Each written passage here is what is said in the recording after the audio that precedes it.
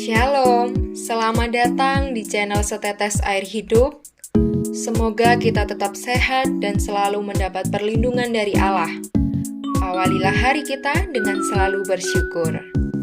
Pertama, kita akan mendengarkan sebuah ayat dari Mazmur 31 ayat 24. Kuatkanlah dan teguhkanlah hatimu, hai semua orang yang berharap kepada Tuhan. Amin. Hari ini kita akan bersama-sama mendengarkan firman Tuhan tentang Jangan Salah Pilih Hidup Kekal, part 1. Mari luangkan waktu saudara dan siapkan segenap hati kita untuk menyambut firman Tuhan. Amin. Tuhan Yesus memberkati. Salam metanoia meno peripateo.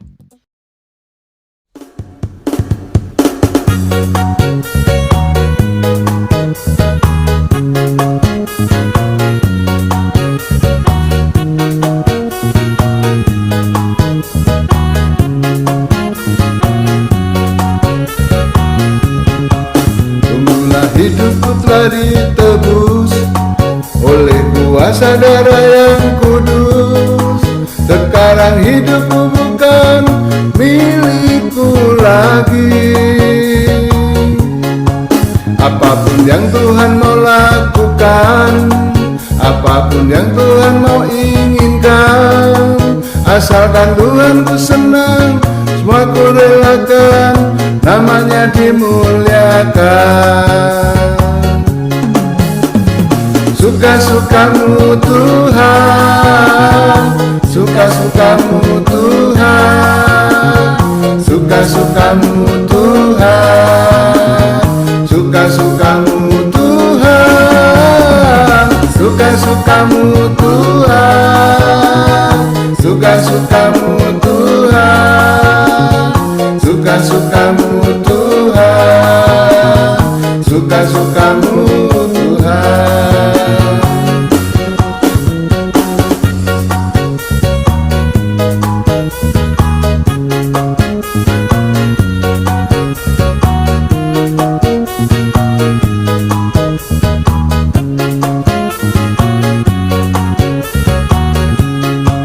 Sungguhlah hidupku telah ditebus oleh kuasa darah yang kudus. Sekarang hidupku bukan milikku lagi.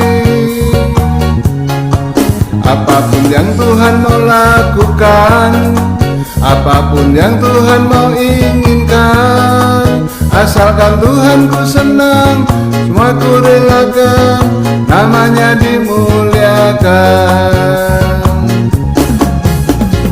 Suka-sukamu Tuhan, suka-sukamu Tuhan, suka-sukamu Tuhan, suka-sukamu Tuhan, suka-sukamu Tuhan, suka-sukamu Tuhan, suka-sukamu Tuhan, suka-sukamu Tuhan, suka-sukamu Tuhan, suka-sukamu Tuhan, suka-sukamu Tuhan, suka-sukamu Tuhan, suka-sukamu Tuhan, suka-sukamu Tuhan, suka-sukamu Tuhan, suka-sukamu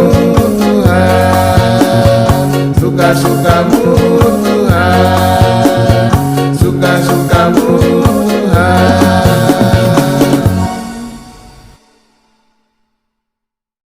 Shalom saudara-saudara, mari sebelum kita mendengarkan firman Tuhan, kita akan berdoa terlebih dahulu bersama-sama. Tuhan Yesus, terima kasih saat ini kami masih beroleh kesempatan untuk kami bisa mendengar sebagian daripada firman-Mu. Kami percaya Engkau hadir di tengah-tengah kami, kuasa Roh-Mu yang kudus memberikan pengertian kepada kami semuanya. Terima kasih, dalam nama Yesus kami berdoa. Haleluya, amin.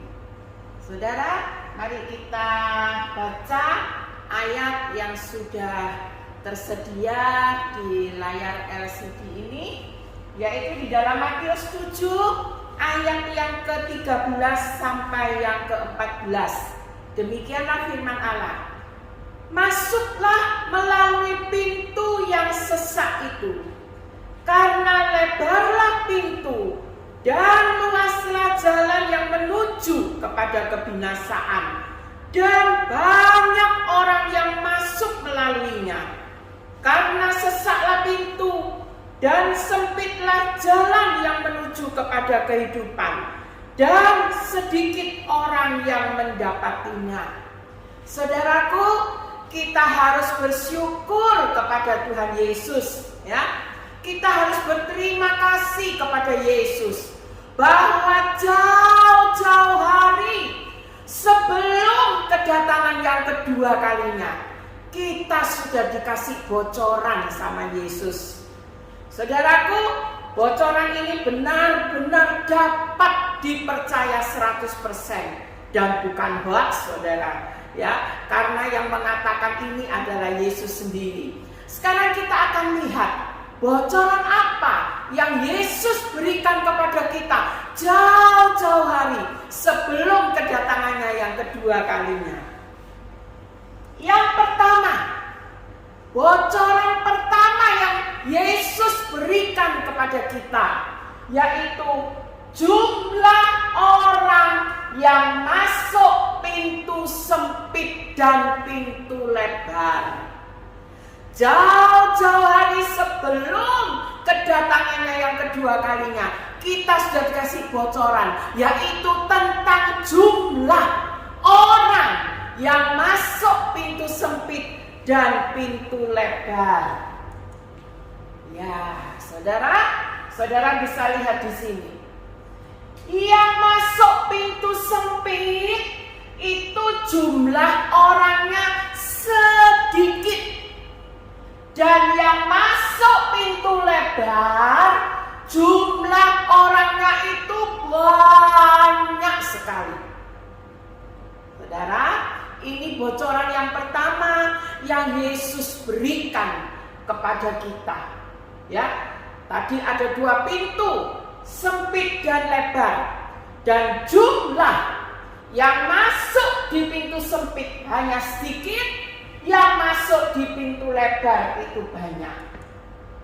Lah, ini saudara, ya, yang masuk di pintu sempit ini hanya beberapa, sedikit sekali.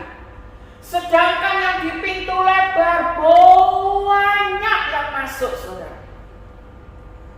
Yang pintu sempit ini menuju kepada kehidupan. Yang pintu lebar yang banyak orang masuk ini menuju kepada neraka yang kekal. Saudara, setelah kita mendengar bocoran ini, sekarang kita tentukan pilihan kita. Setelah kita mendengar hal ini, maka kita mau pilih pintu yang mana yang akan kita masuki. Saudara, ingat, yang banyak orang atau yang sedikit orang. Setelah kita mendapatkan bocoran ini, sekarang kita mau pilih. Kita mau tentukan, kita mau masuk pintu sempit yang orangnya sedikit, atau kita mau masuk pintu lebar yang orangnya banyak. Saudara, sebelum saya melanjutkannya,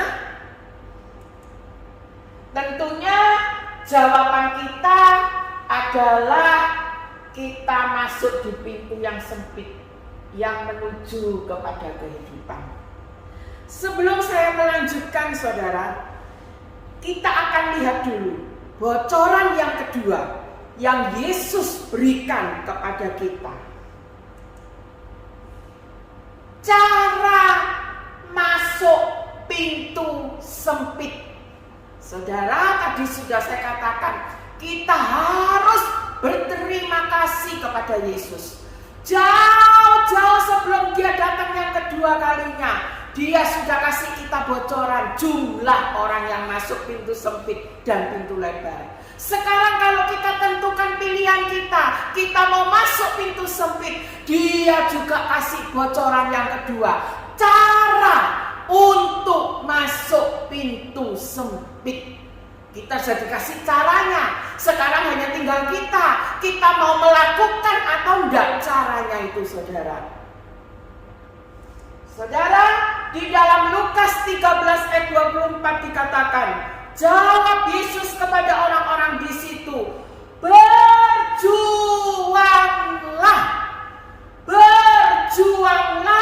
untuk masuk melalui pintu yang sesak itu.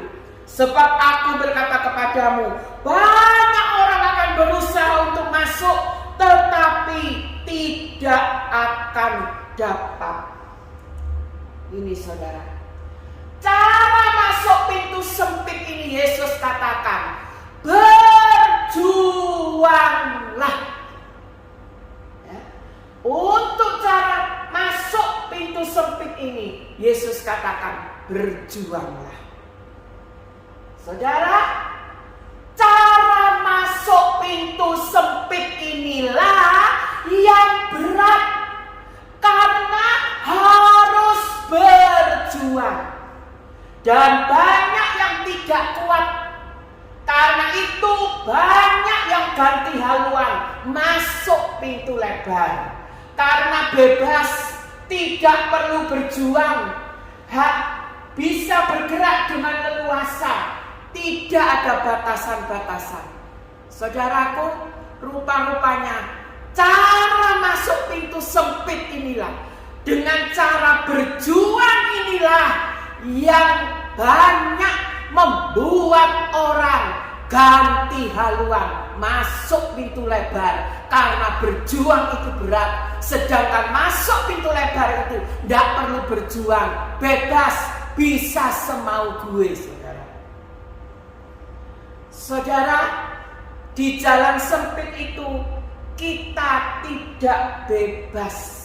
Kita tidak bisa banyak bergerak, saudara. Karena kalau masuk di jalan sempit itu banyak sekali batasan-batasan yang harus kita lewati. Jadi kalau kita masuk pintu sempit, kita tidak bisa bergerak seenak kita sendiri. Karena ada banyak batasan-batasan yang harus kita lewati. Tapi kalau masuk pintu lebar, bebas, saudara. Bebas hambatan. Mau berbuat apa saja, bergerak apa saja, bebas. Karena pintunya lebar, saudara. Kalau kita masuk lewat pintu yang sempit, ada firman Allah yang memberikan batasan-batasan apa saja yang harus kita patuhi. Tapi kalau pintu lebar, tidak usah batasan, saudara. Bebas. Ini saudara, masuk pintu lebar itu mudah. Perbuatlah dosa sebanyak-banyaknya, pasti masuk pintu lebar. Banyak yang masuk di sini. Saudara, hati-hati saudara. Ya, setelah kita tahu ini, mari kita hati-hati saudara. Ya, yang pertama kita sudah tahu jumlahnya, yang masuk pintu sempit itu hanya sedikit, dan yang masuk pintu lebar ini banyak. Karena bebas, tidak perlu ada batasan-batasan. Artinya dalam kehidupan kita ini tidak perlu dibatasi oleh peraturan-peraturan firman Allah, oleh perintah-perintah Allah, bebas. Tapi kalau kita masuk pintu sempit, hidup kita ini akan dibatasi oleh aturan-aturan firman Tuhan. Dan kita harus berjuang untuk masuk di dalamnya. Yesus katakan dalam Lukas 9 ayat 23, katanya kepada mereka semua, setiap orang yang mau mengikut aku, ia harus menyangkal dirinya, memikul salibnya setiap hari dan mengikut aku. Ini adalah syarat-syarat mengikut Yesus. Saudara nanti bisa baca Lukas 9 ayat 23. Perikopnya adalah syarat-syarat mengikut Yesus. Apa saja syarat-syarat mengikut Yesus? Menyangkal diri, memikul salib, mengikut Yesus setiap hari. Ini kalau kita masuk pintu sempit, ini harus kita lakukan. Saudara, namanya syarat itu harus. Kalau kita tidak memenuhi syarat, kita tidak akan bisa masuk ke dalam pintu sempit, saudara. Dan namanya syarat itu harus dipenuhi. Tidak boleh tidak, saudara. Ini syarat-syarat mengikut Yesus. Berjuang masuk pintu sempit itu, saudara. Setiap hari harus menyangkal diri, memikul salib, mengikut Yesus. Sekarang bagaimana caranya berjuang itu, saudara? Sebelum saya menjelaskan tentang bagaimana cara kita berjuang untuk masuk ke dalam pintu sempit itu, saya akan berikan sedikit penjelasan. Saudara, lewat kematian Yesus di kayu salib, kita sudah diberi anugerah keselamatan. Anugerah keselamatan itu sudah kita terima, saudara. Asal kita percaya kematian Yesus di kayu salib itu membawa anugerah keselamatan bagi kita. Tetapi keselamatan yang kita terima itu harus dikerjakan, saudara. Harus dikerjakan. Rasul Paulus katakan, kerjakan keselamatan itu, saudara.